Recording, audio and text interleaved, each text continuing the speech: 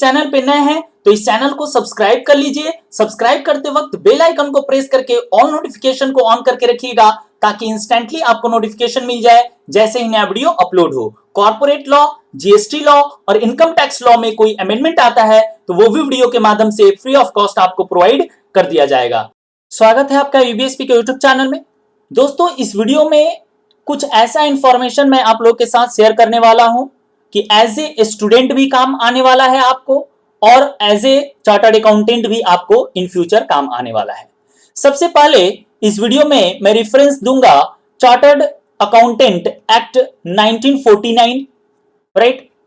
उसके बाद मैं इस वीडियो में रेफरेंस दूंगा कंपनीज एक्ट 2013 का। उसके बाद मैं आप लोगों का जो स्टडी मटेरियल है उसका भी मैं रेफरेंस दूंगा और मैं रेफरेंस दूंगा जो रिसेंट अनाउंसमेंट आया था सीए इंस्टीट्यूट का अनाउंसमेंट, वो भी मैं इस वीडियो में रेफरेंस देने वाला हूं। तो ये वीडियो को अंत तक देखिएगा। एक्चुअली ये वीडियो मैं इसलिए बना रहा हूं क्योंकि मैंने आप लोगों से पूछा था कि whether communication with the retiring auditor is permissible vide SMS और व्हाट्सएप। तो 84% आंसर आया था कि यस। वोट आया था 50 वोट्स, यानी कि यूं देखिए तो 42 स्टूडेंट ने यस कहा था और 8 स्टूडेंट जो है वो नो कहे थे, जबकि 84 जो कैंडिडेट हैं वो टोटली रॉन्ग है। मैं इस वीडियो में एक्सप्लेनेशन के साथ मैं बताऊंगा। इस वीडियो को देखिएगा ध्यान से और समझने की कोशिश करिएगा, क्योंकि जो लॉ है ना वो आपके लॉजिक से हमेशा नहीं चलता है। लॉ में आपको एक्ट पढ़ने होते हैं, रूल्स रेगुलेशन का ध्यान देना होता है, सर्कुलर नोटिफिकेशन देखने पड़ते हैं, उसके बाद ही आपका लॉजिक जो है काम में आने वाला है। सबसे पहले अपने बात करते हैं मेन रेफरेंस किसका है। चार्टर्ड अकाउंटेंट एक्ट 1949, इसका जो शेड्यूल है ना, फर्स्ट शेड्यूल पार्ट 1 और क्लॉज 8, इसका रेफरेंस। तो चलिए ये क्लॉज 8 में आप लोगों को दिखाता हूं ताकि क्लियरली आपको समझ में आए कि एक्चुअली क्लॉज 8 में क्या कहता है। ये रहा अपना द चार्टर्ड अकाउंटेंट्स एक्ट 1949। इसके फर्स्ट शेड्यूल में चलते हैं।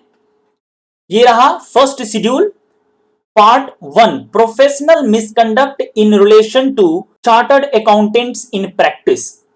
A chartered accountant in practice shall be deemed to be guilty of professional misconduct if he, अपने डायरेक्टली क्लॉज 8 में चलते हैं। ये रहा आपका clause 8। Guilty of professional misconduct कब होगा? If he accepts a position as auditor previously held by another chartered accountant or a certified auditor who has been issued certificate under the restricted certificate rules 1932 without first communicating with him in writing। तो यहां पे at least 2 word जो है इसको mark कर लीजिए, in writing star, और ये फर्स्ट कम्युनिकेटिंग। आपको पहले कम्युनिकेट करना पड़ेगा, उसके बाद ही आप जो है एक्सेप्ट कीजिए अपना अपॉइंटमेंट एज एन ऑडिटर। वैसे मैं आप लोगों के साथ ये इंफॉर्मेशन शेयर नहीं करने वाला था, बट मैंने देखा कि 84% जो है रॉन्ग आंसर आया है, तो इसलिए ये वीडियो मुझे बनाना पड़ा। थोड़ा सा जब आप लॉजिक की बात करते हैं तो चलिए थोड़ा लॉजिक की भी बात कर लेते हैं। 1949 में सीए एक्ट आया था, उससे पहले थोड़ा चलते हैं और उसके बाद भी बात करेंगे। ये इन राइटिंग हम लोगों ने देखा, वहां पे लिखा था इन राइटिंग। तो जब 1949 में ये एक्ट बना था तो इन राइटिंग का मतलब ही होता है क्या? लेटर के थ्रू आपको कम्युनिकेट करना है। तो लेटर के थ्रू आपको कम्युनिकेट जब करना है तो यहां पे रजिस्टर्ड एक्नॉलेजमेंट ड्यू, ये जो लेटर हेड है इसके अंडर में आपको सेंड कर देना है, या फिर बाई हैंड जो है आपको सेंड करना है प्रीवियस ऑडिटर को। मैं आप लोग के साथ ये भी शेयर करूंगा कि एक्चुअली इसके पीछे क्या लॉजिक है, क्यों रिटायरिंग ऑडिटर से पहले कम्युनिकेट करना आवश्यक है। राइट। इससे पहले थोड़ा जब आप एसएमएस और व्हाट्सएप की बात कर रहे हैं तो अभी 2020 चल रहा है, ठीक है। क्या आप लोगों में से किसी को पता है कि सबसे पहले टेलीफोन यानी कम्युनिकेशन का एक जो वे है वो कब आया था? कोई बता सकता है? कमेंट सेक्शन में बताइए। 1876। जी हाँ, 1876 में टेलीफोन का इन्वेंशन हुआ था एक्चुअली। और अपना 1949 में एक्ट आया था। उसके बाद मोबाइल जो एसएमएस की बात जब करते हैं या व्हाट्सएप की जब बात करते हैं तो मोबाइल का भी बात आता है। तो मोबाइल एक्चुअली जब आया था, हैंड वाला मोबाइल कहने का मतलब है कि 1973 में मोटोरोला कंपनी, शायद कंफर्म करके बताइएगा आप कमेंट सेक्शन में। मोटोरोला ही एक ऐसी कंपनी है, फर्स्ट कंपनी जिन्होंने फर्स्ट मोबाइल जो है वो लाया था। तो चलिए, तो ये आपको इससे क्या लगता है कि जब ये एक्ट जब बना था तो उस समय मेनली क्या है, लेटर से ही आपको कम्युनिकेट करने की यहां पे एक्ट में एक्चुअली बात हुई थी।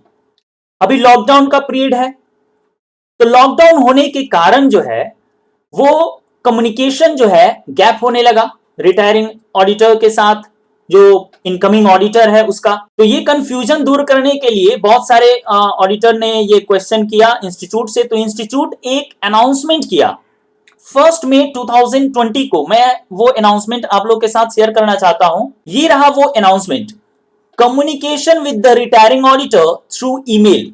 और मैंने इसका वीडियो भी शायद बना के अपलोड किया था, आप लोग के साथ शेयर किया था ये इंफॉर्मेशन। अगर आप चैनल पे नए हैं तो आपको नहीं पता होगा, जो पहले से जुड़े हुए हैं उनको पता है।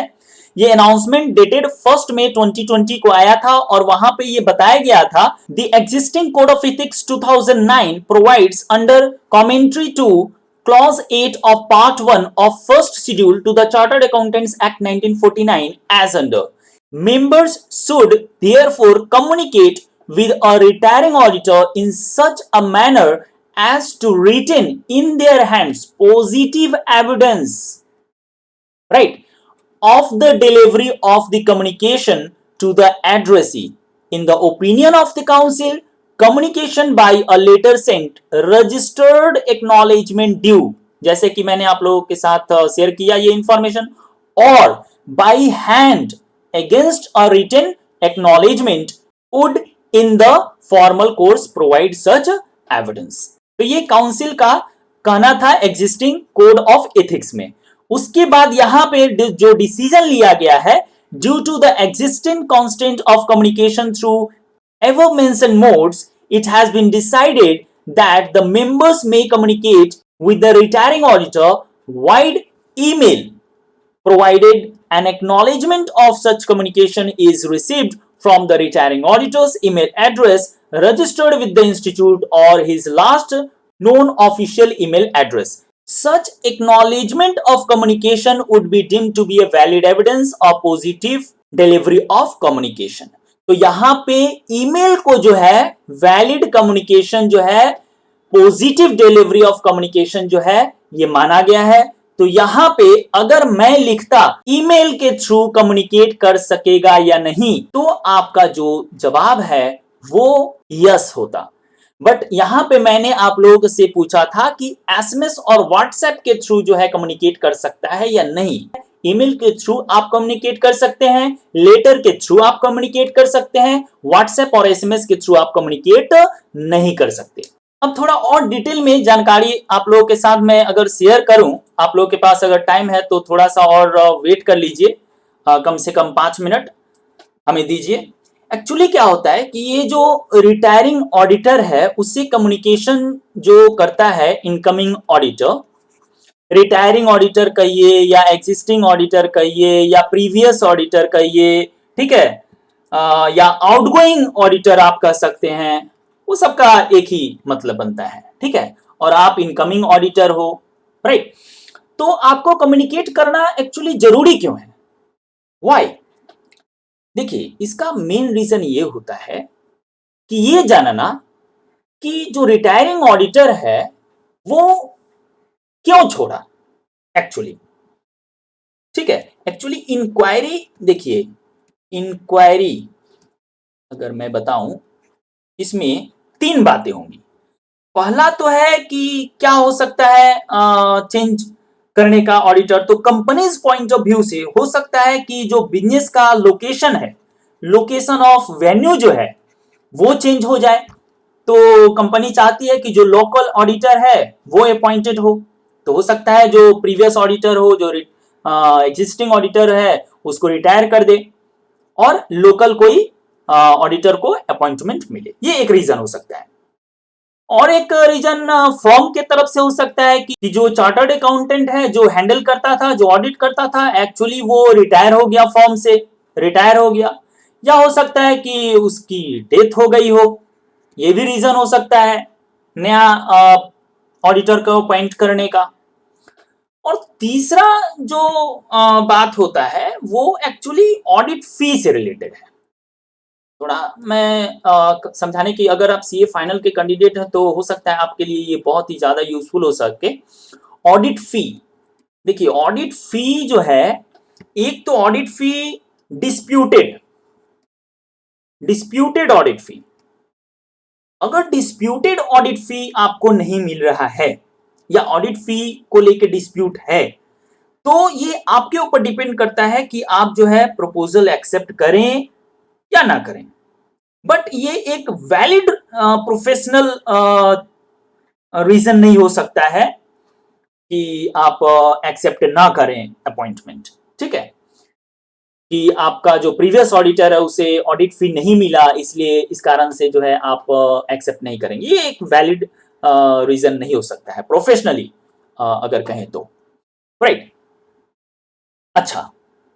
और मैंने अभी एक बात आप लोगों से कहना मिस हो गया कि ये जो कंपनीज एक्ट 2013 है ना, इसका सेक्शन 139 से, सेक्शन 139 से लेकर 142, 139 यानी कि अपॉइंटमेंट ऑफ ऑडिटर, 140 रिमूवल और रेजिग्नेशन वाला बात है, एलिजिबिलिटी और क्वालिफिकेशन की जो बात है 141 और 142 में रिम्यूनरेशन की बात है। तो वो भी रेफरेंस में आता है, उसका भी नॉलेज आपको होना चाहिए। उस कारण से अगर रिटायरिंग ऑडिटर का उस पे लोचा है, वो वायलेट होता है उसके प्रोविजंस को, तो आपको एक्सेप्ट नहीं करना चाहिए प्रोफेशनली। तो ये एक रीजन है। नंबर वन रीजन क्या हो सकता है कि अगर कंपनीज एक्ट 2013 यानी सेक्शन 139 से 142 का वायोलेशन होता है, तो जो इनकमिंग ऑडिटर है उसको ऑडिट एक्सेप्ट नहीं करना चाहिए। दूसरा रीजन हो सकता है क्या, अभी जो ऑडिट फी के बारे में मैंने चर्चा किया कि डिस्प्यूटेड, तो यहां पे जो वैलिड हो सकता है प्रोफेशनली वो होता है अनडिस्प्यूटेड, अनडिस्प्यूटेड ऑडिट फी।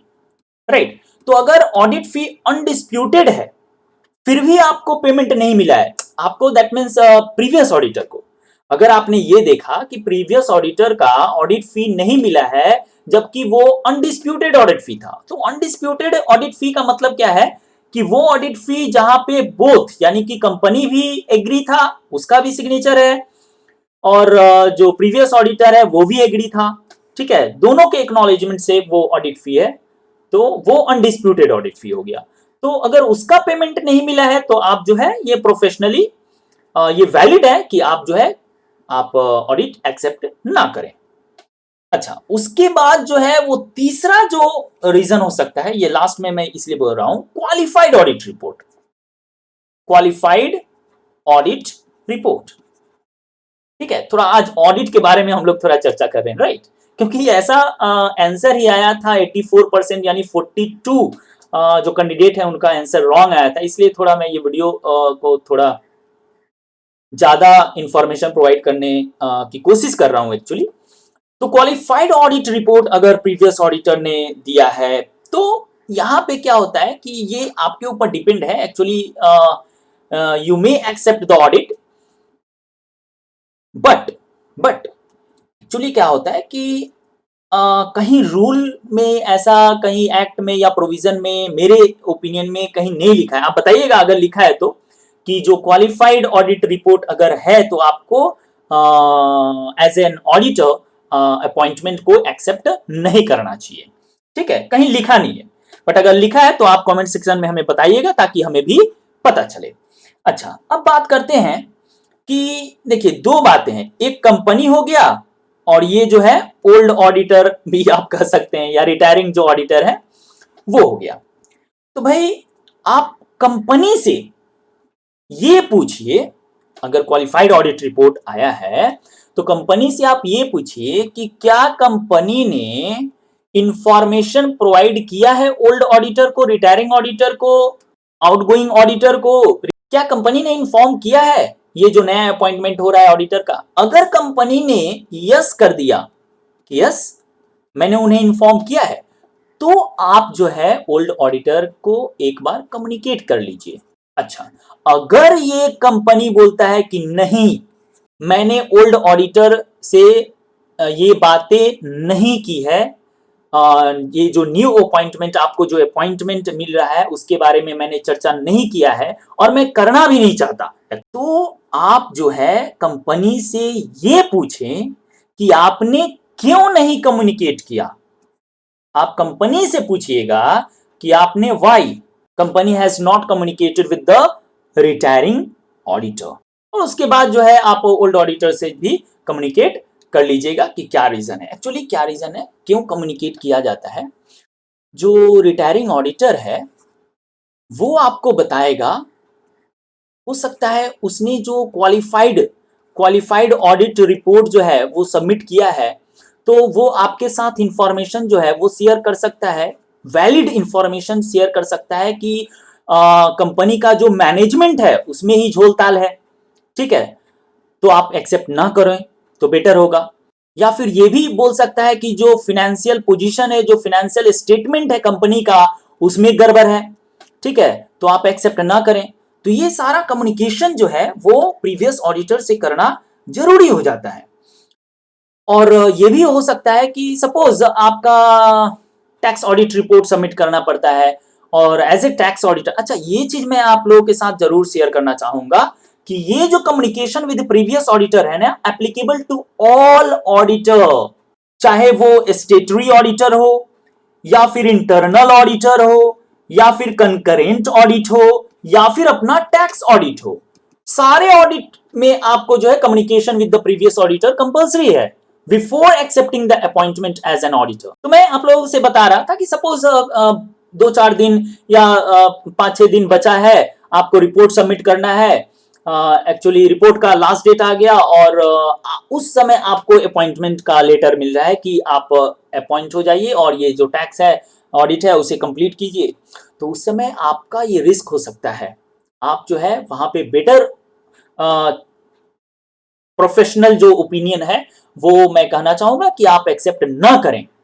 कमेंट सेक्शन में आप बताइएगा आपका क्या ओपिनियन है, राइट। तो मेरे ख्याल से ये वीडियो आपके लिए इंफॉर्मेटिव था या नहीं था, आप कमेंट सेक्शन में बता सकते हैं। और इसी प्रकार का latest updated news regularly free of cost अगर आप पाना चाहते हैं और इस चैनल पे नए हैं तो इस चैनल को आप सब्सक्राइब कर लीजिए। सब्सक्राइब करते वक्त बेल आइकन को प्रेस करके ऑल नोटिफिकेशन को ऑन करके रखिएगा ताकि इंस्टेंटली जो है आपको नोटिफिकेशन मिल जाए जैसे ही नया वीडियो अपलोड हो। और ये इंफॉर्मेशन और मैं आप लोगों के साथ शेयर करना चाहता हूं कि जो सितंबर एडिशन है, जो लेटेस्ट एडिशन है अपना कंपनीज एक्ट विद रूल्स, वो रिलीज हो चुका है, तो आप जो है उसे ले सकते हैं।